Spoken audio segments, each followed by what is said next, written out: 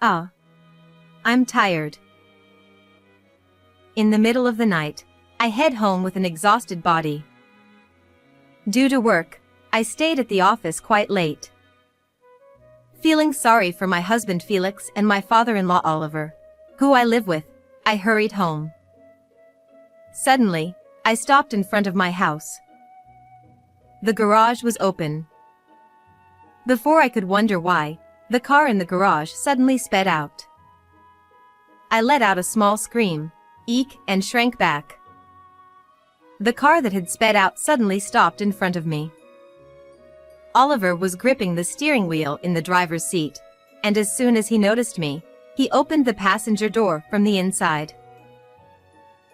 Louisa! Get in the car! What?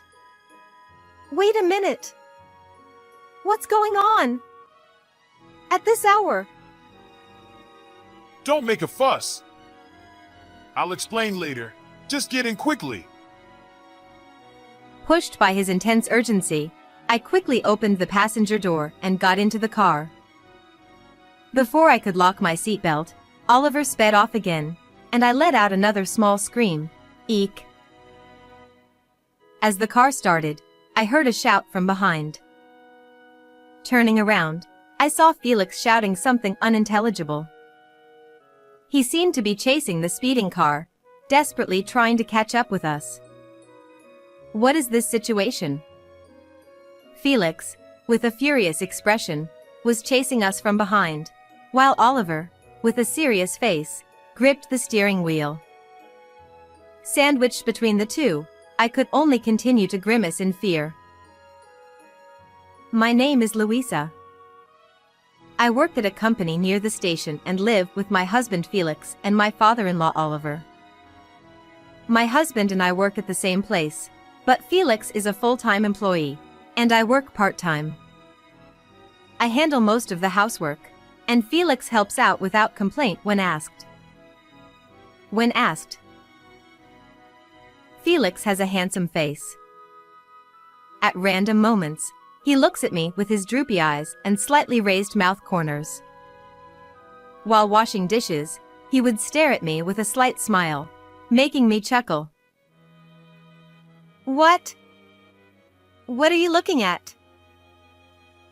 Your hairstyle. I think you look very beautiful with your hair tied back. I almost dropped the dish I was washing. Felix is always like this. He compliments me on parts of myself that I don't pay attention to at random moments. It's an obvious lip service, but it still makes me happy to be complimented. He is kind. Or rather, he might be too kind. At work, Felix is my boss. Even when mistakes happen, Felix never gets angry with me and always provides appropriate assistance and guidance. To others, he may appear as a kind and wonderful husband. I think so too. However, there is a strange uneasiness lingering in my heart, and I wonder if I am a bad person for not being able to trust my overly kind husband. Felix and I met at our current workplace. I remember that I didn't think anything special when we first met. Perhaps we progressed to marriage because we had common points with each other. That was a long time ago. My parents died in a car accident. It happened when I was in the 5th grade, on our way to a hotel for a trip. I was looking at the different countryside scenery from the car window. Suddenly, my father shouted, "Stop! No!" And my mother pulled me close with a pained cry. The driver of the oncoming car had an epileptic seizure and crashed into our car, making the news. My father and mother died. I only suffered minor fractures in my arms and legs. Relatives and friends who came to visit me said things like, "It's a miracle" and "I'm glad you're safe," as if I was lucky. Looking at my bandaged limbs, I questioned if this was really a miracle and if it was really good. My mother's relative, with tears in her eyes, said, Your mother died in a position protecting you. You have to live for her too. No, this is a dream. It's all fake. Yes, I understand. You're confused now. It's okay. Everything will be okay. I pressed my bandaged hand against the hospital bed rail to confirm the pain. It was real pain, not fake. I couldn't stop crying. I was sad that my parents had died and that I was alive. Even so, I grew up supported by many kind relatives. I think I received a lot of love. I always resolved in my heart that I had to become a responsible adult. After that, I worked hard as a member of society. I met Felix at the same workplace and gradually noticed his diligent work attitude. His way of dealing with customers, his serious and sincere attitude. He was kind to everyone and had good looks, so I thought he was out of my league and not a romantic interest. But Felix was the one who invited me on our first date. And the second and third dates were also initiated by him. At the end of our third date, I couldn't suppress my feelings for him. When I asked him to go out with me, Felix, with a slightly clouded expression, told me about his past. I lost my mother and live with my elderly father. Also, I recently got divorced. I see. I'm trying to forget about the divorce by focusing on work. Knowing I'm a divorced man, you might reconsider dating me, right? I don't mind. Because I like your dedication to your work, Felix. Felix looked a little surprised and then smiled gently. The longer our relationship lasted, the more we were drawn to each other. Just before I turned 40, Felix proposed to me. It was in a dimly lit restaurant on a high floor with a beautiful view of the night sea. In a situation that seemed made for a proposal, he seriously asked me to marry him. At that moment, I felt like the protagonist of a movie. Back when I lost my parents, felt despair, and thought this world was fake, it finally felt like the scenery before me had become real. Felix told me about his family, which he hadn't talked much about before. His mother had already passed away, and he lived with his elderly father, Oliver. He suggested that we live together with Oliver after marriage, because he was worried about him, and I readily agreed. Both Oliver and my husband are kind, and we live a satisfying life. We decided not to have children. Felix and I, knowing the pain and sadness of losing parents, were afraid of becoming parents ourselves. I am content with this way of life. A few years into our marriage, Felix was incredibly kind. He accepted almost all of my suggestions and laughed off my failures in housework. He would laugh, then quickly turn his back to me and look somewhere far away. His kindness gradually changed in my mind. I began to think he was indifferent to me. Moreover, Felix didn't talk much about himself. His work was fulfilling but demanding. His return times were irregular, and he often secluded himself in his study on holidays. His actions lacked consistency, like suddenly inviting me to go shopping or on a date, or worrying about Oliver. Somewhere, I heard the phrase, "People who cheat have leisure." I don't remember where I heard it, but Felix's relaxed demeanor always puzzled me. Felix was handsome and popular, but I couldn't tolerate infidelity. Wanting to trust Felix, I decided to hire a detective agency to investigate. They said it would take a week. The investigation was surprisingly expensive, but if it proved Felix's innocence, I could truly believe he was a kind person. When I returned home from the detective agency, I found Oliver sitting in a chair, clutching his chest. Oliver! I rushed over, rubbed his back, and handed him his medicine and water. Oliver had a heart condition and was prescribed several medications. Due to his age, he also took many medications for managing blood pressure and cholesterol. Although I wasn't told the details, the medications seemed to be more for controlling the progression of his illness rather than curing it. Thank you. I should feel better in a bit. Oliver said. Although Oliver usually lived like a healthy person, sudden attacks were troublesome. These included chest pain, breathing difficulties, and muscle spasms, which mostly subsided if he lay down in bed, but could become disastrous if the situation worsened. Recently, Oliver's health had deteriorated. I stayed close to him, watching over him. I wanted to consult Felix, but he didn't come home even late at night, and his responses to my messages were always, I'm busy. Sorry. Since we worked at the same place, I thought I knew how busy Felix was, but he was the one who suggested taking care of Oliver, yet he was being a bit harsh. I pouted as I organized Oliver's many medications into a case.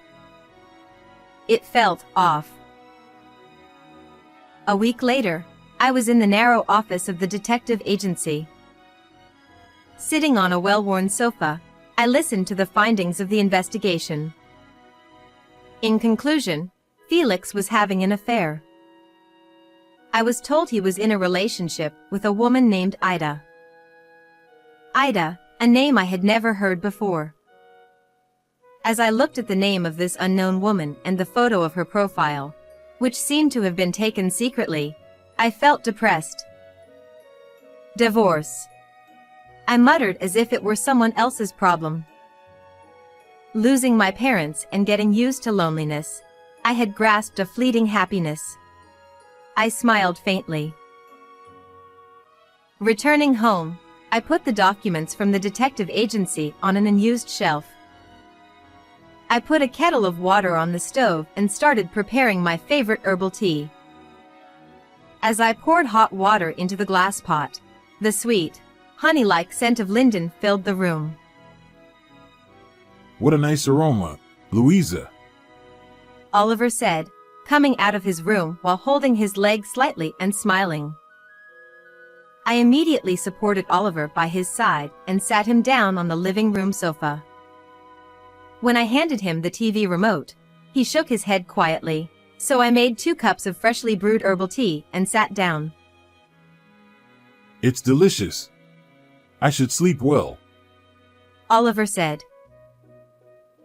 How are you feeling, Oliver? I asked. There are good times and bad times. But how about you, Louisa? Aren't you tired from taking care of me? Oliver added with a laugh, as if it was difficult to say in front of me. That smile was very similar to Felix's when we first met. Maybe that's why. I found myself speaking as if I were in front of Felix.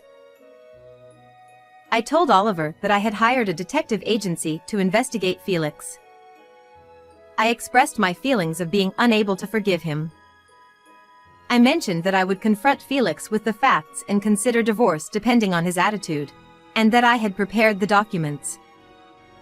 When I noticed Oliver listening to my story with a serious look, I immediately regretted it. This kind of talk, it's a marital issue, and it would only burden Oliver, who was suffering from health problems. Thank you for telling me. Oliver said. I tilted my head, not understanding the meaning of his words. Feeling awkward, I took my herbal tea and stood up to go to the kitchen. When I glanced back, Oliver was staring into space with a troubled expression. For a while after that, I hesitated to confront Felix with the fact of his affair. If we divorced, our current life would be destroyed. Having experienced the sudden change in life due to a car accident, I hated change. I was convinced that today was the same as yesterday and tomorrow the same as today was happiness. Even if it was a life connected by fake love. One day, due to not being able to fully focus on work because of taking care of Oliver, a problem arose with one of my clients. I had to come up with a clear plan to address the complaint. Long overtime hours were expected. I asked Felix to leave work early that day to take care of Oliver. Late at night, I walked home, exhausted. It took a long time, but I thought I had finally created the new schedule. Feeling sorry for coming home late, I hurried towards the house. I stopped in front of the house. The garage was open. Before I could think why, the car in the garage suddenly sped out. I let out a small scream and shrank back as the car screeched to a halt in front of me. Louisa! Get in the car! Oliver shouted. What? Wait a minute. What's going on? At this hour? Don't make a fuss. I'll explain later. Just get in quickly. Pushed by his urgent tone, I quickly opened the passenger door and got in. Before I could lock my seatbelt, Oliver sped off again, making me let out another small scream. As the car sped off, I heard a shout from behind. When I looked back, Felix was yelling something unintelligible. He seemed to be chasing the speeding car, desperately trying to catch up, but soon disappeared as the car turned a corner. With that volume, his voice must have echoed throughout the neighborhood at this late hour. I sank deeply into the seat and sighed. It was the first time I had seen Felix, usually so calm and composed, so agitated. Oliver, in the driver's seat, said nothing. It was probably something serious. I didn't know what had happened, but I decided to wait for Oliver to speak. For a while, we just drove on the public road. It didn't seem like we had a specific destination, just driving aimlessly. Finally, we stopped at a convenience store with a large parking lot. Oliver rested his forehead on the steering wheel and took a deep breath. Oliver! What happened? Felix seemed very angry. I'm sorry for the confusion. Well, where should I start? Oliver tapped his forehead on the steering wheel a few times, seemingly organizing his thoughts.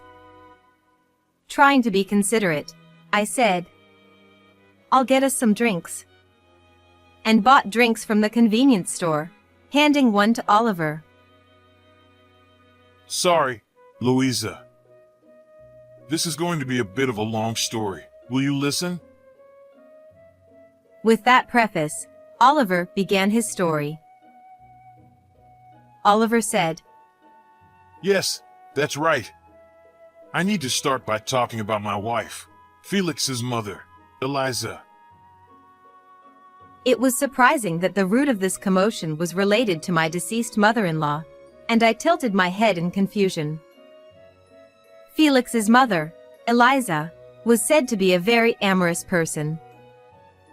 In her youth, she apparently dated multiple men simultaneously. You might think I should have divorced such a person, Louisa. But we already had young Felix. Considering that, I couldn't decide on a divorce. Oliver said. I thought I could understand a little. The reason I couldn't immediately demand a divorce after discovering Felix's affair was the fear of losing family. Marriage is not just a connection with the partner.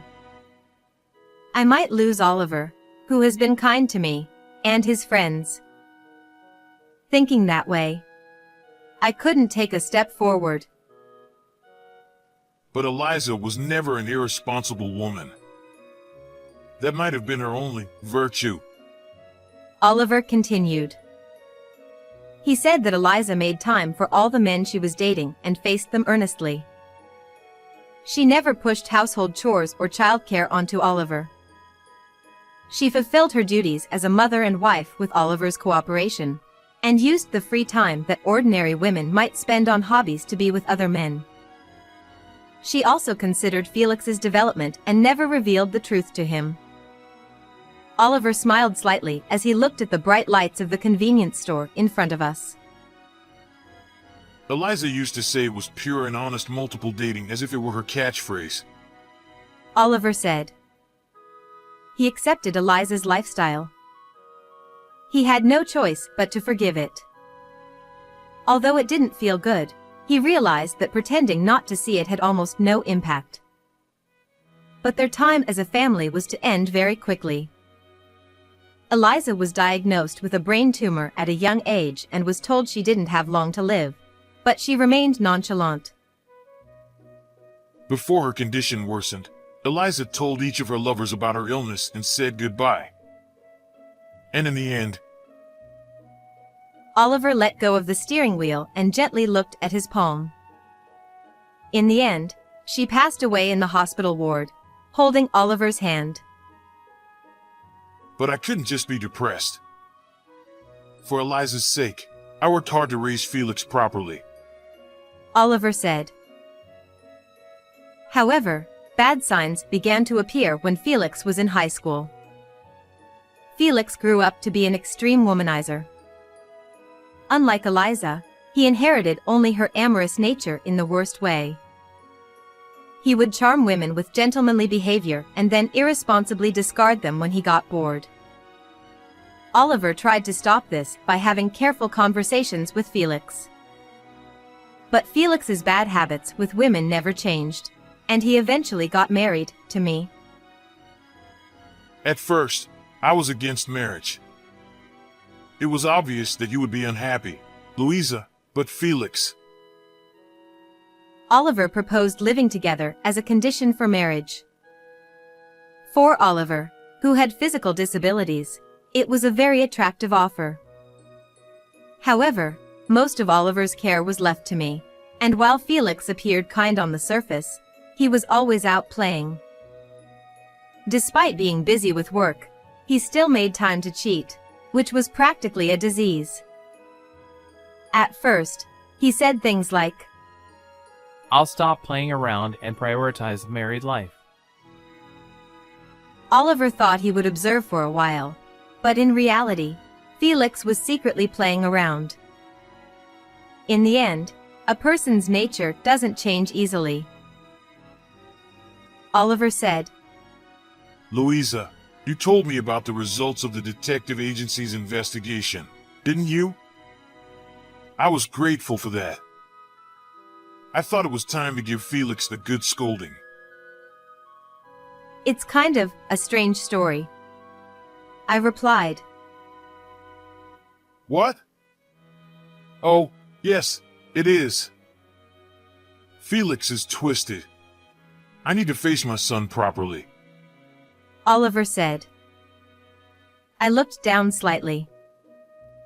It wasn't just Felix who seemed strange to me. Eliza and even Oliver seemed odd. Eliza, who proudly had affairs. Oliver, who continued to forgive her with a strange kind of love. Pure and honest multiple dating? I felt a bit sorry for Oliver as he spoke about it with a hint of pride. By the way, why did you suddenly take me outside? Felix seemed very angry. I asked. When you came home earlier, Felix was happily talking on the phone with his lover. I thought it would be too harsh for you to see it directly. Oliver said. Apparently, Oliver had angrily snatched Felix's phone and smashed it on the floor. That's why Felix was angry and chased after us. But wait a minute. I already knew from the detective agency's investigation that Felix was having an affair. I didn't really care about him talking to another woman on the phone now. Have you calmed down a bit? Oliver asked. Yes, I have. I replied. Maybe Oliver was angry for my sake, but also for his own. Anger towards the deceased Eliza. He might be directing his misplaced anger at Felix. He probably wasn't even aware of it himself. Betrayed by someone and justifying it, with no one left to hate. Oliver started the engine, and the car began to move. We talked about confronting Felix with the fact of his affair when we got home. We parked the car in the garage. Felix, who had been silently drinking whiskey in the living room, glared at us resentfully. I silently placed the detective agency's report on the table. Felix, slightly drunk, rubbed his eyes and looked through the documents. This is, yes, a junior from my school days. It's not an affair or anything like that. Felix said. That's a poor excuse. The photos and the investigation results are clear. I replied. It's true. She seemed troubled with work and wanted a quiet place where we could be alone. Felix made a desperate excuse. It was rare to see him so flustered and lacking his usual composure. I had loved Felix for his dedication to work and his kind smile towards me. But now, looking at him, it felt like his facade had fallen away. My feelings for Felix rapidly cooled, and his desperate excuses, no matter how valid or invalid they were, became irrelevant to me. Oliver said. Enough, Felix! Pay Louisa the alimony and agree to the divorce. Felix responded. This is a marital issue, isn't it? Stay out of it, Dad! Oliver retorted. I will interfere, because I'm your father. Felix was taken aback and then looked at me, quietly smiling. He must have realized from my cold eyes that I no longer had any affection for him. Honestly, I didn't have a strong desire to get a divorce. The procedures for divorce are troublesome, and there are many other hassles like changing my family register. But if I didn't take a step forward here, I would remain an unhappy woman forever. Living a life pretending not to notice my husband's affair. I don't completely deny Oliver's way of living, but it still feels strange. I can't arrogantly talk about what the ideal marriage should look like. But I couldn't understand a relationship where one person is always sad or heartbroken. Felix, let's get a divorce. Right now. Felix pleaded. Wait, Louisa! I understand. I'll change my ways. I won't cheat anymore. I'll only look at you. So, please. I no longer intend to look at you, I said. With those words, Felix fell silent, and the night quietly passed. A year has passed since then. Felix surprisingly divorced me quite easily. Despite being a frivolous man, he still sends me emails like, "How are you?" or "Shall we go on a date?" I don't know if he's joking or serious, but I completely ignore him. Today is a sunny day. The cool, clear sky stretches above. I looked at myself in the mirror of the restroom, wearing a white dress that might be considered too youthful for my age. I'm still young. I'm still beautiful. The words Felix frequently said to me might have been lies, but the feelings I have now are undoubtedly genuine. My phone vibrated in my bag. When I put it to my ear, I heard a familiar voice. Louisa? It's been a while. It was Oliver on the phone, telling me about Felix's situation without me even asking. After the divorce, Felix suddenly became quiet and refrained from dating women. He hasn't found a new marriage partner yet and has been seriously taking care of Oliver and focusing on finding a new partner. Everything is moving in a good direction. Thank you for listening, Louisa. Oliver said. No, thank you. I'm sorry, but I have someone waiting for me, so I have to go. I hung up the phone and looked at myself in the mirror. I couldn't stay at the same workplace as my ex-spouse, so I found a new job at another company. To live alone, I needed to become a full-time employee, and this recent turmoil made me reflect on many things. Maybe I was afraid of love. The fear of suddenly losing someone important. I lost my parents in an accident, and from that day, my entire life changed. Love might be the same. Even if you love someone, you will inevitably part ways someday. Even if it's not your fault, you might be suddenly told goodbye. Perhaps, during a date, if they say, "I'm going to the bathroom," and never come back, they might get caught in an unfortunate accident. No matter how long you stay together, people will always part with their loved ones.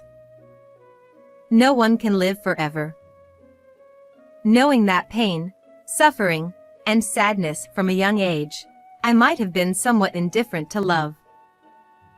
I'm scared of truly falling in love. Maybe Felix sensed that feeling in me. I have no intention of condoning Felix's infidelity. But if I had truly loved him from the bottom of my heart, if I had desperately clung to him, trying to get his attention, even though he was always kind but somewhat indifferent. It's pointless to even imagine that. I look at myself in the mirror. Have I changed at all since that time a year ago? I lightly touch up my makeup and leave the restroom. In front of the elevator in the crowded shopping mall, there are a few families and couples standing. In that waiting area, a tall man smiles at me, and it feels like only his surroundings brighten up. I smile back at his smile. Casually, I hold his hand. He seemed a little surprised, but he held my hand without letting go. That made me so happy that I couldn't help but smile. Now, to truly find happiness, I take a step forward. How did you like this story? Please don't forget to subscribe to the channel. See you in the next video.